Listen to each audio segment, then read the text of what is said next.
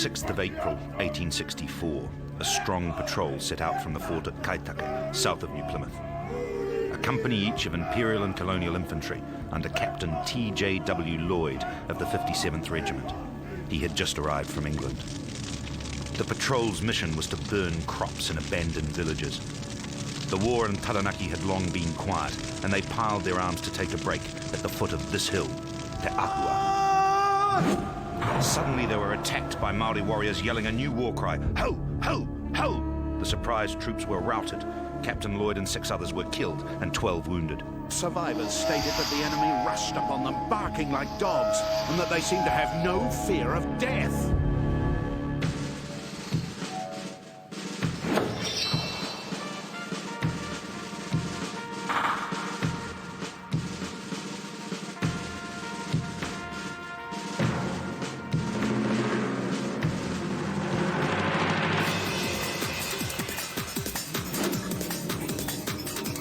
The Māori attackers at Te Ahuahu were followers of a new religion, Pai Marere.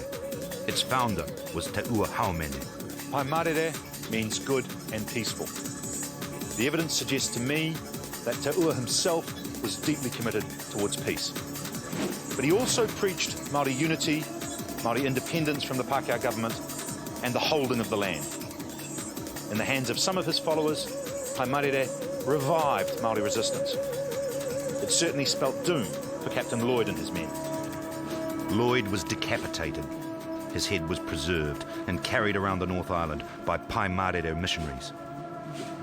For Te Ua, it was a symbol of the triumph of good over evil.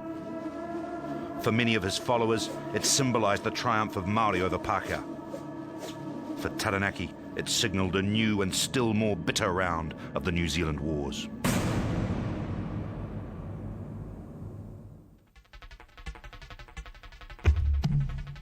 Three weeks after the killing of Lloyd, another party of Pai Marere followers launched an attack on the British fort of Sentry Hill, or Te Morere, north of New Plymouth. This rash assault was blasted flat by massed Enfield rifles, firing at close, clear targets from perfect cover. About 30 Māori fell to Pākehā rifles. But Pai Marere was about to face an even more deadly enemy, Māori kupapa. Increasingly, the colonial army was Māori as well as European.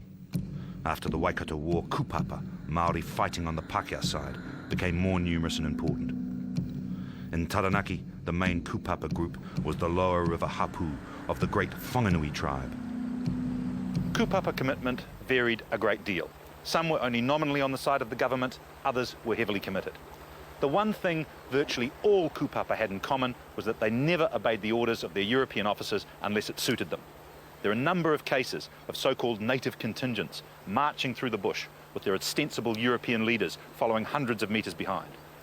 From the kupapa viewpoint, the government was fighting on their side rather than the other way around. In the greatest clash between Pai Marere and kupapa, no Europeans at all were involved. In May of 1864, a subordinate Pai Marere prophet, Mātene Rangitauira, took the new religion to the hapu of the upper Whanganui River. They eagerly embraced it. A war party set out, apparently to attack Whanganui town, but they reckoned without the attitude of their relatives. The lower river hapu saw Whanganui as their town, full of their Pākehā. Kin clashed in a ritualized but bloody battle on an island in the Whanganui River on the 14th of May, 1864. It was witnessed from the ho-ho side by H.D. Bates, the young son of a British colonel and an Ātiawa woman. We came down in a number of large war canoes, all painted and adorned with raukura, and decorated with carved figureheads and sternposts. That night, there was great excitement, with hakas and much whaikorero. We children were schooled in our part of the conflict by the woman. We were to give a kind of moral support to the warriors by waving out hands, open palms backwards towards our shoulders, and crying, "Hapa, hapa," so that the bullets would fly harmless past our champions' heads. And that was the incantation taught by Mātene, who had learned it from Te Ua Haumene. We youngsters thought it was all great fun, all this excitement and the hapa business.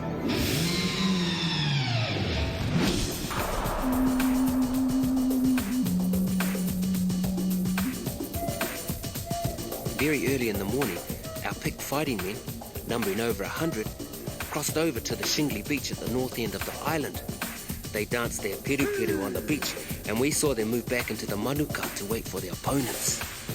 Then I saw a long line of armed men from Ranana, the kupapas coming down the hill on the opposite side of the river. All our men were now quite hidden from our view. Then, very soon, we heard the first shots and volleys of gunfire, and it was bang, bang, bang, and fighting yells, and the island was half hidden in smoke.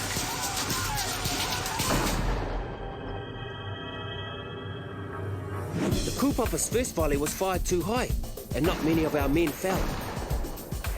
The government party then had sudden fears as to whether, after all, the incantations of Pai Marere had made Martini and his warriors invulnerable to bullets. The first volley of the ho-hos killed and wounded several of the kupapas, and they were yielding ground in panic when Tamihana Te Aiwa, one of their leading chiefs, stood firm and shot 2 ho-hos with his double-barrel gun and tomahawked the third. The kupapa then rallied, and there was a battle at close quarters with tomahawk and gun butt. The ho-hos broke and fled across the river, leaving about 40 killed. Our prophet Martini had received a wound and was swimming across the river. Haimona Hiroti gave his mere to Te Moro, who was afterwards a policeman in Wanganui, and pointing to the swimmer said, "Yonder's your fish." Te Moro dashed into the rapids and overtook Martini just as he reached our side of the river and was grasping some overhanging shrubs in an effort to haul himself up the steep bank. The kupapa warrior seized him by his long hair and killed him with a smashing blow of his mere on the side of his head. He returned to the island, hauling the dead prophet after him, and dragging the body ashore on the shingle said to Haimona, "Inna to ika, here's your fish."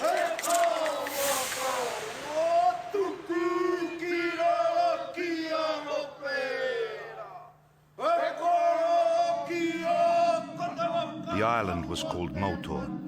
The grateful Pākehā of Whanganui built a monument here at Mautoa Gardens to commemorate the kupapa Māori who had saved their town.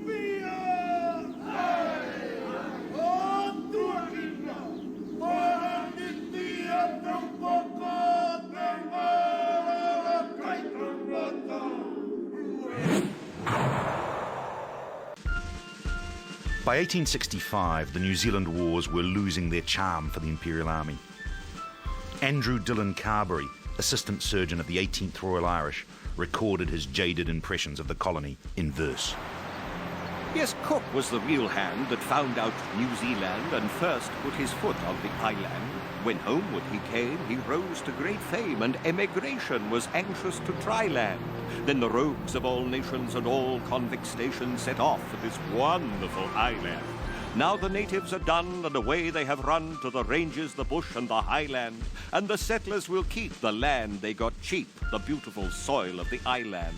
Oh, a wonderful island, a rough-looking, bluff-looking island. Each settler or digger may wallop the nigger. I'll never go back to that island. The rise of Pai Marere took place at a time when the Imperial British government was getting increasingly disillusioned with the New Zealand Wars. In the Waikato, invasion had ground to a halt by mid-1864. The British had won on points. They had conquered and confiscated 1 million acres of Māori land, but they'd been unable to knock out the King movement. Beyond the British front, the King country survived, an independent Māori state smack bang in the middle of the North Island. After the Battle of Gate Pa, General Cameron, commanding the Imperial forces, lost confidence in his ability to take completed modern Pa. He refused to undertake further operations in Waikato or Tauranga.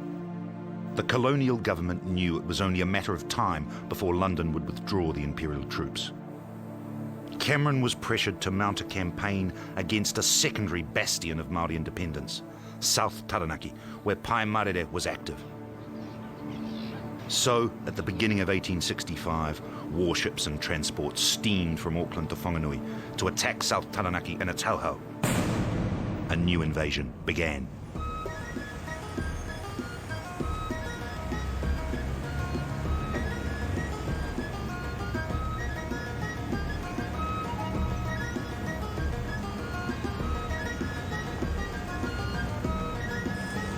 Like Auckland before it, Whanganui suddenly became a war town. The arrival of Cameron's army tripled the population at a stroke. Business boomed. at public houses like Honest John Gotti's Rutland Hotel, which advertised a sandwich and a pint of colonial beer for 6p or 5 cents. Business also boomed in the houses of ill repute in the quarter known as the Rookery. The British Army, 3,200 Imperial regulars and 500 colonial troops in Kupapa, camped just north of Whanganui. The troops played cricket under the wondering gaze of Māori scouts. Captain George Greaves sustained the first wound of the invasion. His thumb was broken by a bouncer. On the 24th of January 1865, Cameron advanced. The South Taranaki tribes, Ngāti Ruanui and Ngārauru, assembled their entire force to oppose him. But they only had 500 men to his 3,000. The Māori leaders built a modern pa at Werraroa, but the temptation to revert to traditional tactics was too much. On the 24th and 25th of January, they attacked Cameron's camp at Nukumaru in broad daylight. The British were shaken by this bold attack, which penetrated deep into their camp. But they repulsed the Māori assault, inflicting heavy casualties. Cameron pressed on, bypassing Werraroa and crossing the Waitotara River, building redoubts and depots as he went. A week later, on the 12th of February, he entered Ngāti Ruanui territory. Behind him, Werraroa lost its importance. Most of the garrison left to defend their own homes. It was later occupied by colonial troops. Cameron was delayed when 2 supply ships were wrecked. But a month later, his troops pushed north across the Pātea River. Ngāti Ruanui made a desperate attempt to resist in the open at Te Ngaio. They had just 100 warriors. Half were killed. Cameron's troops spent 4 days destroying the vast cultivations at Manutahi, a major Māori agricultural centre. He then marched on to the Wainonoro River and halted his advance once again. By now, Cameron's South Taranaki campaign was being mocked by the settlers. It was seen as slow and ineffective and was said to have earned him the Māori nickname of the Lame Seagull. It was true that Cameron advanced cautiously. He was now very wary of the modern pa. But in fact, his methodical operations ripped open Māori South Taranaki like a tin opener. Cameron left New Zealand in August 1865 without regret. His replacement, Major General Trevor Chute, mounted a ruthless mopping-up operation in South Taranaki in the first 2 months of 1866. General Chute was energetic, bigoted, and brave. When a Māori bullet cut a button from his uniform at one skirmish, he stood his ground and said, "The niggers seem to have found me out." Chute was accompanied by Dr. Isaac Featherston, the superintendent of Wellington Province, who strolled into battle wearing a dressing gown and smoking a cigar. They faced uncoordinated Māori resistance. Without a single leader, small groups fought in defence of their own villages, not from modern pa. Chute stormed these villages without too much trouble. He then decided to show Māori that even the inland bush was no refuge. He made a famous march around Mount Taranaki to New Plymouth, entering the town under a triumphal arch built for the occasion. Despite the hero's welcome, the bush expedition around the mountain to New Plymouth was hardly triumphant. The troops got lost, ran out of supplies, and avoided starvation only by eating their own pack horses. Dr. Featherston couldn't join the triumphal entry into New Plymouth because he had lost his trousers during the terrible march. Chute's campaign was the last fought by Imperial troops in New Zealand. By 1866, London had withdrawn its legions from active operations. Colonial troops and Māori kupapa took over the war against Māori resistors. Why did the willingness of Māori to fight on the Pākehā side increase so substantially? One reason was the withdrawal of Imperial troops. The need for soldiers forced the government to make better alliance bargains with the kupapa. One carrot was the 4 Māori seats in Parliament, which at first went to kupapa chiefs. Another factor may have been that Pai Marere had strong elements of pan-tribalism, even nationalism. The great new poles on which its worship centred were arguably symbols of a national religion. Te Ua himself preached unity. Do not be concerned for your own village. No, be concerned for the whole land. Pai Marere may have threatened tribalism and also some other Māori traditions, including chieftainship. Kupapa opposition could have been a reaction to these threats. It is possible that the later New Zealand wars conceal a forgotten revolution within Māoridom, a struggle between old and new, tribe and nation. Even today, some Māori dislike the very word kupapa and see it as meaning quisling or traitor. In my opinion, that view is unfair. The kupapa were not traitors in their own terms. They simply recognised no loyalty higher than the tribe. But it remains true that kupapa were vital to the Pākehā war effort in the later New Zealand wars. There's a sense in which, from 1866, they replaced the Imperial Army. Whatever the reason, the day of the Imperial generals was over. The day of kupapa chiefs and colonist colonels had begun.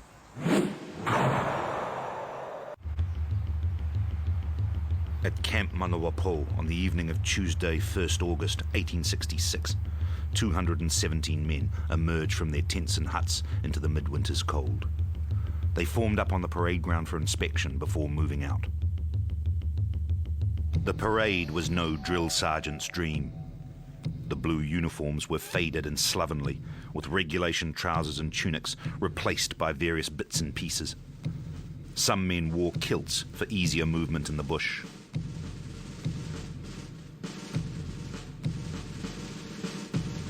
The colonial army included men from all over the world, notably Australia. There were a great number of Irish recruits. It was down in Otago they collared me, a government soldier for to be, to go up and fight the wild Maori in the forests of Taranaki. Volunteer units formed, and Whanganui kupapa were prepared to answer the government call, but only if they got better pay than the Pākehā troops. There was a fair share of misfits. Some troops fought each other rather than the enemy, or preferred drinking to eating. By my soul, 'tis a sorrowful story. I'm treated far worse than the dog. Do me damnedest, I never can please them. They do always be stopping me grog. But many of the colonial troops were seasoned veterans. Some, like the half-Māori Richard Blake, were hardened killers. The main base of operations was Pātea, a raw war town and dangerous port with 70 houses, 3 pubs and no churches. The commander of the colonial forces was Colonel Thomas MacDonnell. A big man, 34 years old, MacDonnell believed he understood the Māori well, claiming a kind of instinct which I seem to have whenever Maoris are concerned. A veteran of the Waikato War, he was the colony's favourite soldier, a New Zealand version of America's Colonel George Armstrong Custer. MacDonnell is the man to go out with. He will never allow anyone to be in front of him. For the 6 months since General Chute's devastating campaign, South Taranaki had been in a state of uneasy peace. But for the colonial government, peace was not the mere absence of fighting. It needed full Māori submission so that it could progressively survey and then occupy the lands it had decided to confiscate. It was this kind of peace that Colonel MacDonnell was setting out to enforce. MacDonnell had a civilian rival, Commissioner Robert Reed Paris. A week before MacDonnell's expedition, it seemed Paris might achieve the formal submission of Pokaikai, a Tāngahoe village. MacDonnell did not want Robert Paris to get the credit for Pokaikai's submission. So on the 26th of July 1866, the colonel sent his own ultimatum into the village of Pokaikai, insisting that it choose peace or war immediately. The next day, he received good news and bad news. The good news was that Pokaikai had rejected war and appointed an envoy to make formal peace. The bad news was that the envoy was bound for New Plymouth to make it with Robert Paris. On Friday, the 28th of July, MacDonnell rode north and intercepted the envoy, Ngatanahira Nahina. The two men ate together and talked. There was no dispute about peace, but with whom was it to be made? Nahina pleaded the will of his people. MacDonnell, look at me. I am between your hardness and the hardness of the people. I have not power to go with you because the people told me to go to Mr. Paris. Until 10 o'clock that night, MacDonnell berated and pressured Nahina in an effort to persuade him to make peace then and there with Colonel MacDonnell rather than with Commissioner Paris. Finally, Nahina said that he'd go away and sleep on it. The next morning, MacDonnell received a polite message. With all due respect to the colonel, Nahina felt that he had to abide by the will of his people, and he was now well on his way to New Plymouth to make peace with Commissioner Paris. MacDonnell was absolutely enraged. He decided, in his own words, that fighting must commence, and he wrote 2 letters. The first was sent to the Defence Minister, Theodore Haultain. Sir, I beg to state that since my arrival in these districts, I have had considerable difficulty in dealing with the rebel natives, owing, I am convinced, to the interference of Mr. Paris. The second letter was sent to Tukino, the chief of Pokaikai. It was designed to place the village off its guard. O friend, Tukino, salutations to you and the people and all the tribe. I intend tomorrow to go to Pattaya. On my return, I intend to go to Otapawa, near Pokaikai, and see you there. This is all. From your friend, MacDonnell. But MacDonnell did not go to Pattaya as he had promised Tukino.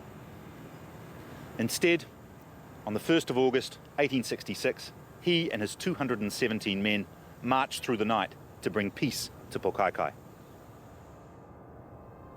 Just before midnight, the colonial troops hid themselves in karaka bushes 600 meters from Pokaikai. A few of the inhabitants were still up and about. It is hard to imagine a place less on its guard than Pokaikai that night.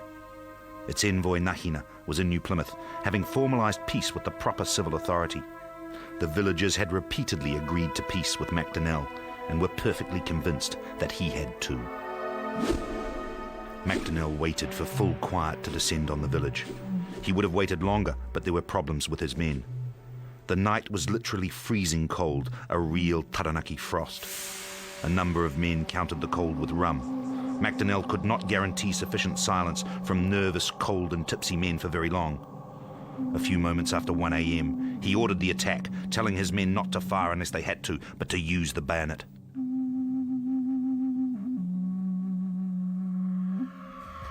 The colonial troops charged with an unearthly yell.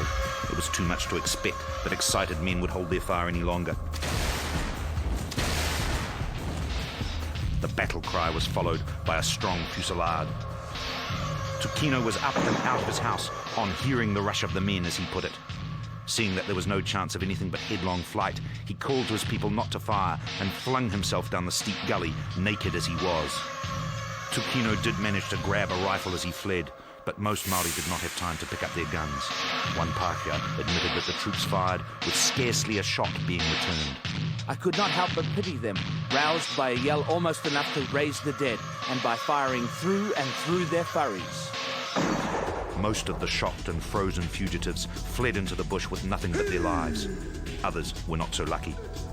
Nahina's wife, Māta, emerged from her house to see her parents lying dead on their doorstep. I remained standing at my own door with the child in my arms. A soldier came up and pulled at her shark's tooth earring, but could not free the ornament. Do not rob me whilst I am alive. You'd better shoot me. Instead, the soldier drew a knife and cut the earring off, slicing Māta's hand as she tried to protect herself while holding her child. As grey dawn broke, the soldiers rummaged for loot before setting fire to Pokaikai. One man got 15 sobs. Of course, I was not in luck's way. Standing outside her house, her village burning around her, her parents dead at her feet, Māta confronted MacDonnell. It was very wrong to attack the village while my husband was absent. He's gone to Taranaki to Mr. Paris to make peace. Who is Mr. Paris? I am the person with whom peace should be made. Pokaikai was not the first massacre of the New Zealand Wars. It was not the last, and numerically it was by no means the worst either. Both Māori and Pākehā killed far more unarmed people on other occasions. But Pokaikai did have significant consequences. Its most public epilogue was a commission of inquiry held in 1868, much to the disgust of MacDonnell and most other colonists. The commission heard 19 witnesses, including Māta. One commissioner, to his credit, found that the attack was unnecessary, improper and unjust. But the other two outvoted him and exonerated MacDonnell. But all Tangahoi and their Ngāti Ruanui kin remembered Pokaikai. One, the child of a Tangahoi woman, was to remember best of all. There are no verifiable photographs of him, but his image lives in wood. This whare, since destroyed by fire, shows the one-eyed man who gave Pokaikai its greatest epilogue, Tītokowaru's War.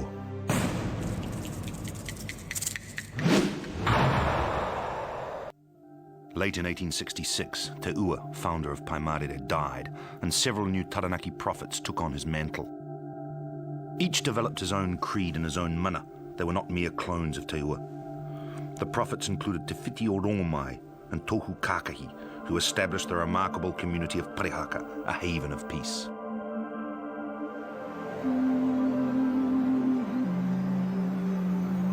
Another prophet, born here at Taikatū, was a Ngaruahine chief named Rifa Tītokowaru.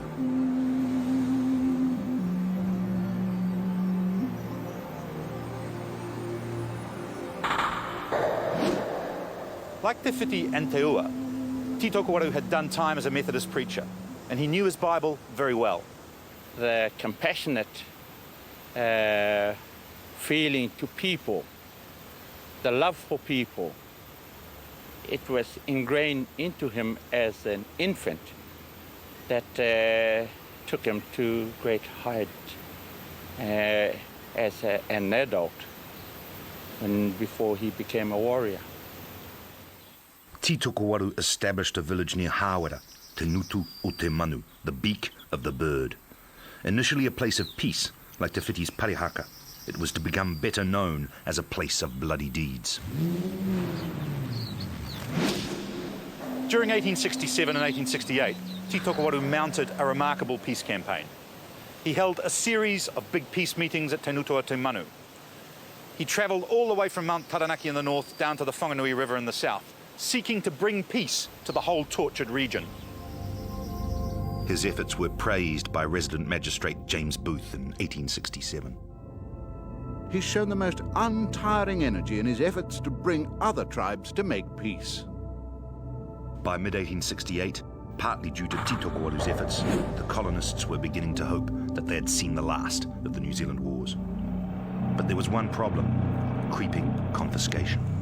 Ko re rawa a Taranaki I mātau e pē e ta te nui o te iakai whenua o tauiwi.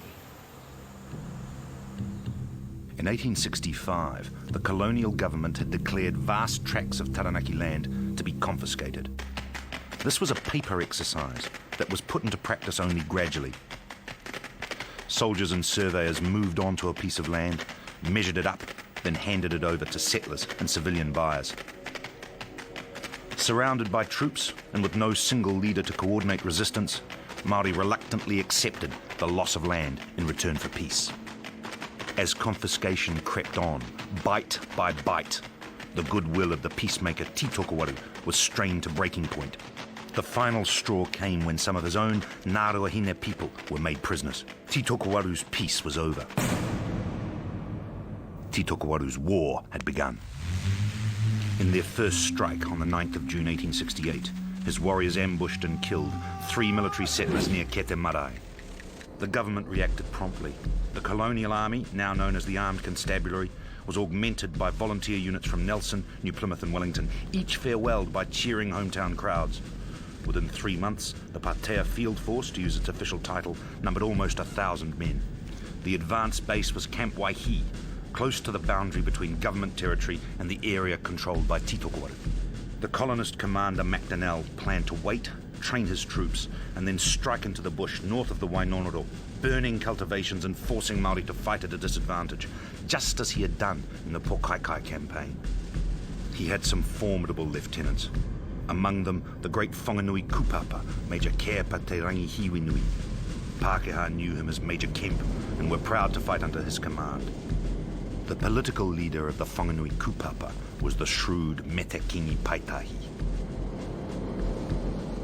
Macdonnell's other chief lieutenant was the legendary Prussian mercenary Gustavus von Temsky.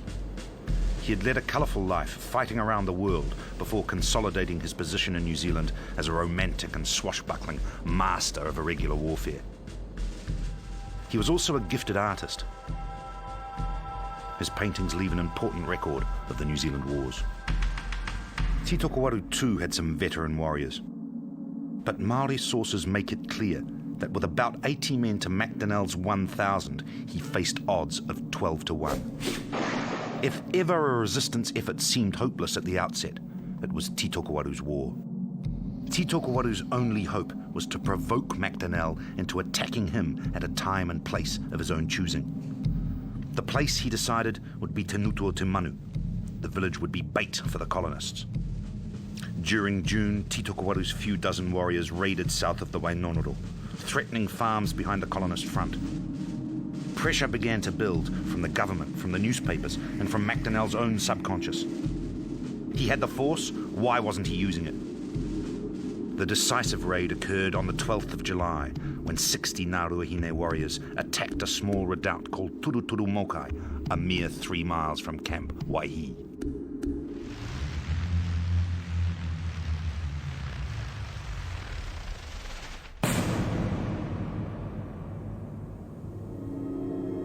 Tītokowaru's plan was to provoke MacDonnell by decimating the garrison, not to take the redoubt.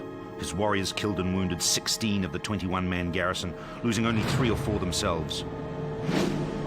Soon after the Māori withdrew, MacDonnell arrived, accompanied by Captain John Roberts. They walked among the corpses, which included MacDonnell's friend, Captain Edward Ross. Roberts recorded his commander's reaction. When we had gone a short distance, MacDonnell said, "Sit down." Drawing his sword, he extended the blade gleaming brightly in the winter moonlight, kissed it, and said dramatically, "Roberts, I shall have revenge for this."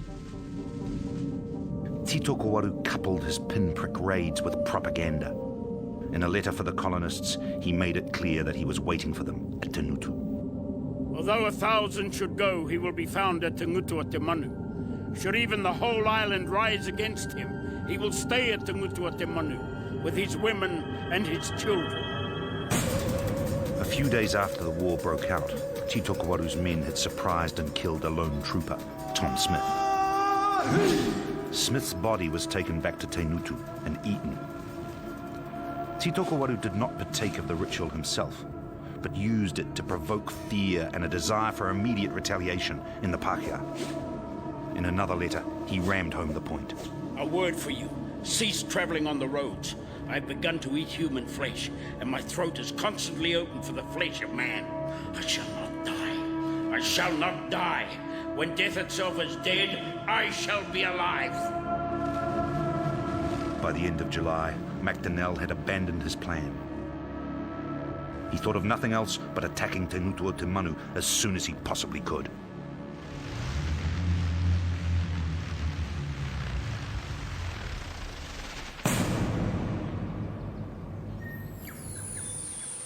On the 7th of September, 1868, after 2 aborted attempts, MacDonnell clashed in full battle with Tītokowaru at Tenutu. At 3 a.m. that morning, the colonel slipped silently out of Camp Waihi with 360 of his best troops, Māori and Pākehā. They crossed the Wainonoro and entered the bush about dawn, moving quietly in 3 divisions, under Major Kepa, Major Von Temsky, and Major William McGee Hunter. They circled around the bush near Tenutu and moved in from the north, hoping for surprise. But Tītokowaru was waiting for them. The government troops stumbled across a group of young boys in a clearing close to Tenutu. They killed one. Another, Omohura, was taken prisoner and later adopted by a Pākehā politician. MacDonnell now knew that he had lost the advantage of surprise. He pushed on quickly to the large Tenutu clearing. The pā at its southern end seemed weak, so the commander sent 2 divisions forward around the fringes of the clearing. Von Temsky to the right, Kepa to the left. MacDonnell himself remained in the centre with Hunter's division. Then Tītokowaru sprang his trap. He sent most of his men out of the pā, through secret paths and tunnels, to prepared firing positions in the bush. Some were in hollow tree trunks. Others were camouflaged rifle pits, like the bunkers of modern jungle warfare. Believing the enemy were in the tops of trees, MacDonnell's troops poured volley after volley into the foliage, but to no avail. Men now began to drop fast. Some of the hidden warriors had more than 1 gun. And the colonist survivors described their fire as terrific, fearful.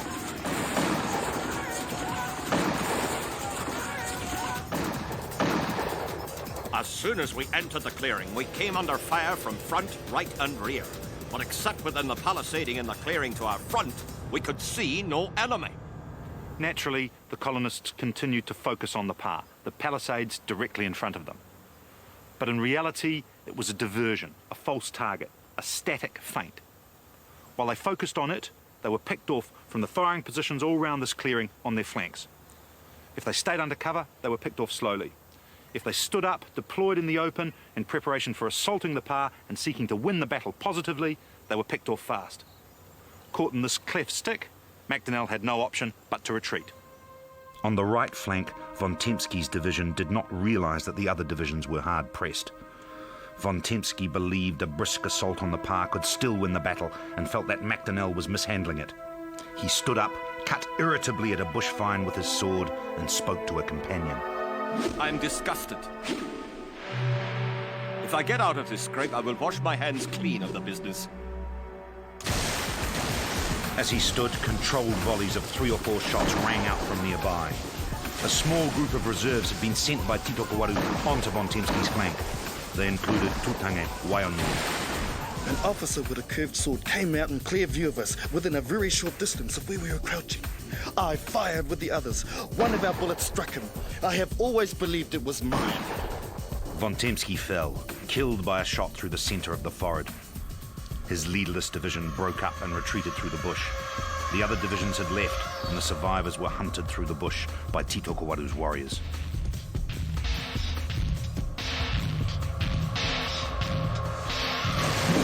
About 50 Pākehā were killed and wounded. When the pursuing warriors returned in triumph to Tenutu, Titokowaru gave the corpse of von Tempsky this epitaph. In the days of the past, you fought here and you fought there, and you boasted that you would always emerge safely from your battles to the bright world of life.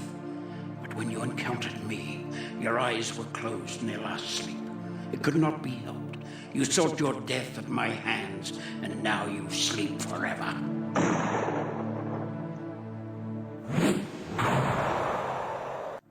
The colonial forces were badly shaken by the disaster at Tenutu and the death of von Tempsky. Camp Waihi and scores of farms were abandoned. Men like Major George Cumming were haunted by bush fright, the equivalent of shell shock. If I'm asked to go into the bush again, I will resign my commission. Von Tempsky's own proud unit mutinied and was disbanded. Macdonell blamed everyone but himself for the disastrous defeat. He was eventually sacked. Unlike his contemporary Colonel George Custer, he failed to die at his last stand. History never forgave him. But Defence Minister Theodore Haultain kept his nerve and set about raising a new army. Most importantly, he found a new commander. Colonel George Stoddart Whitmore was an Imperial officer who had settled in Hawke's Bay after fighting in South Africa and the Crimea. He also fought several campaigns as a colonial commander on the East Coast. In the wake of the Tenutu disaster, he replaced Macdonell as commander of the Pātea Field Force. I go on a totally different principle to Macdonell. I keep my distance from all the force. I am never hail fellow well met with anybody. I live at my own establishment with Mr. Foster, who is a gentleman and suits me very well. To say Whitmore was unpopular with his men is understatement. He was described as a little, conceited, egotistical, self-sufficient ass.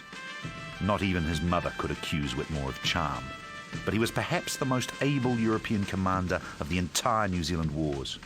He was a hard taskmaster and quickly rebuilt the Pātea Field Force.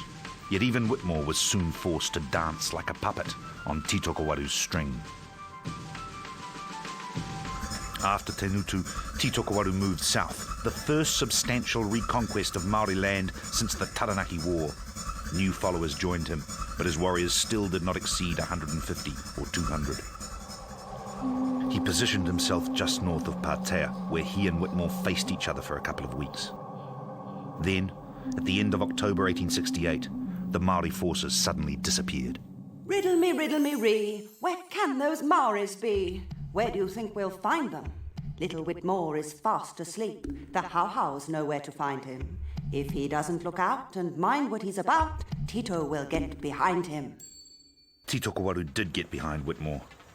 Moving rapidly through the bush inland of colonist and kupapa patrols, he and all his people moved south to Okotoku, near Wairoa, now Waverley. There, they began building a pa. Titokowaru sent a party to raid the outsettlements of Whanganui. By threatening the soft underbelly behind the colonists, he was again forcing his enemy to attack him at a time and place of his own choosing.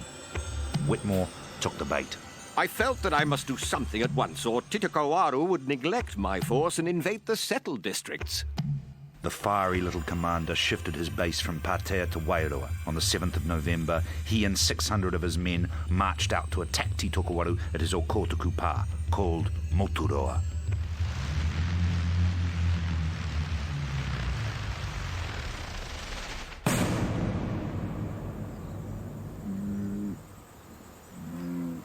Here on the top of Okotoku Hill, you can still follow Titokowaru's logic. The hilltop itself seems the obvious place to fortify, but it was the site of a village overrun by General Chute in 1866, and Titokowaru simply disregarded it. Instead, he built his pa on the flat ground below.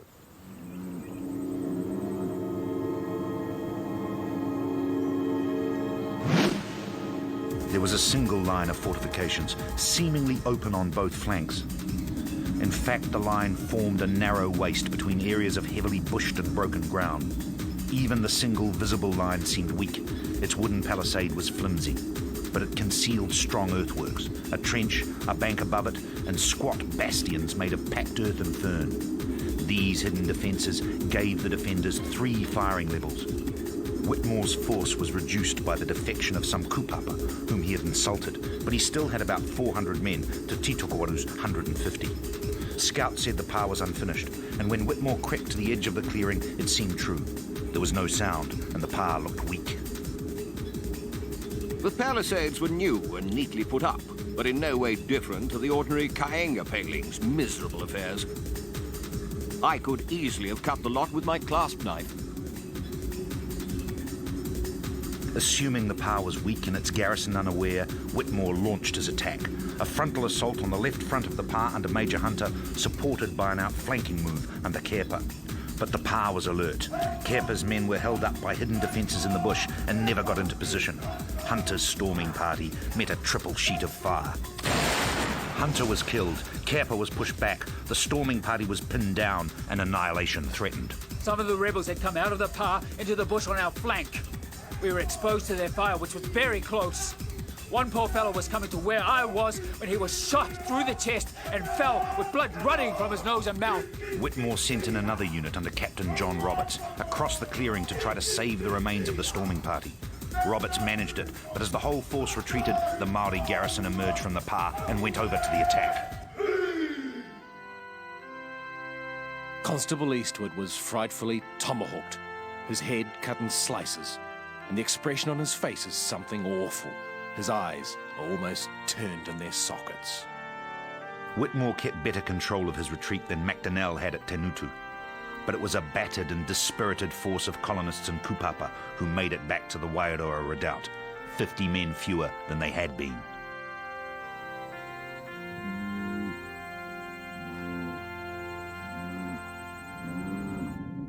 Salutations to you. This is a question to you. To whom does England belong? To whom does this upon which you stand belong? This is my word to you. You were made a Pākehā, and England was given to you for your tribe. I was made a Maori, and New Zealand was given to me. Move off from my place to your own. Arise that you may be baptized, that your sins may be washed away, and call upon the name of the Lord. Sufficient. From Tītokowaru. Titokowaru's letter had to be taken seriously. He had now defeated the main colonial force twice in succession. He had reconquered the whole of South Taranaki, apart from the fortified Pākehā islands of Patea and Wairoa. Titokowaru's following had grown to about 1,000 people, 400 of them warriors. He moved south to within striking distance of Whanganui town. The King movement began to consider re-entering the war in alliance with him, and Pākehā New Zealand panicked. Settlers abandoned their homes and fled Whanganui. The greatest alarmist, the most faint-hearted of croakers, could not have dreamed of a retrogression so great. Where is it to end? In January 1869, Whitmore emerged from the defences around Whanganui town and advanced on Titokowaru's new pa near Nukumaru, Tauranga Ika. Tauranga Ika was Titokowaru's masterpiece, an immensely strong modern pa, probably with further defences concealed in the bush outside it. Whitmore himself later conceded that he could not have taken it by storm. No troops in the world could have hewn their way through a double row of strong palisades, backed by rifle pits and flanked by two-story erections, defended by excellent shots and desperate men. It is a really strong pa, which could not have been rushed. Quite impossible. But the colonists did not know this as they prepared to assault in the first days of February, and they were hopeful. So was the Māori garrison. The troops camped in the trenches close to the pa and sang camp songs. The Māori applauded them and taunted them to come on. Go on, Pākehā! Give us some more! Come on, Pākehā! Be food for the Māori! Send all the fat ones in front! But on the morning of the 3rd of February, the colonist army found that Tauranga Ika was empty. The confident garrison had left during the night. Titokowaru's army then simply collapsed. Allied tribes abandoned him and returned to their homes, while he, with a diminishing band of his closest supporters, managed to delay the colonist pursuit. Whitmore made very sure that that pursuit was vigorous. He encouraged his men with monetary rewards for the heads of dead enemies. But he was still unable to catch Titokowaru, who escaped into the dense bush of North Taranaki. But the colonists reconquered South Taranaki and burned its Māori villages and cultivations yet again. The silence of devastation descended again on war-torn South Taranaki. Ana ka puta iaia, e te kupu e mo i o tiai, ka wai no au, mo aku inua mo hake ake, e kore au e mate. Ka mate ko te mate, e kākano au I ruru ia mai o roto I rangiatea. O era ngā o katauki kia au tēnei wā, e tikana e kia e o kau o I te inangaro o ngā iwi. Titokowaru lost his war, but the Pākehā can scarcely be said to have won it. He was not defeated in battle, and the reasons for the abandonment of Tauranga Ika and the breakup of his army remain uncertain to this day. One theory was that he was having an affair with the wife of an allied chief. Kimball Bent, an American deserter from the British Army who loyally followed Titokowaru, confirmed this in his memoirs. This misdemeanor was, in Maori eyes, fatal to his prestige as an ariki and a war leader. He had trampled on his tapu. His run of luck had turned. A council of the people was held, and many an angry speech was made. At length it was decided that the garrison should leave the pa. This met with general approval, and on the night of the attack the people packed their few belongings on their backs and struck quietly into the forest. Whatever the reasons, Titokowaru's resistance collapsed when he was at the very height of his success. His was surely a remarkable achievement even so, sweeping south from the mountain all the way to the Whanganui River, defeating two much larger colonial forces in major battles along the way, genuinely threatening Pākehā control of the whole west coast of the North Island. Yet just as remarkable was the way in which Titokowaru's war was forgotten. Until the 1980s, general histories of New Zealand did not so much as mention his name. It was as though he came too close to victory to be comfortably remembered. Instead, he was forgotten by Pākehā history as a child forgets a nightmare.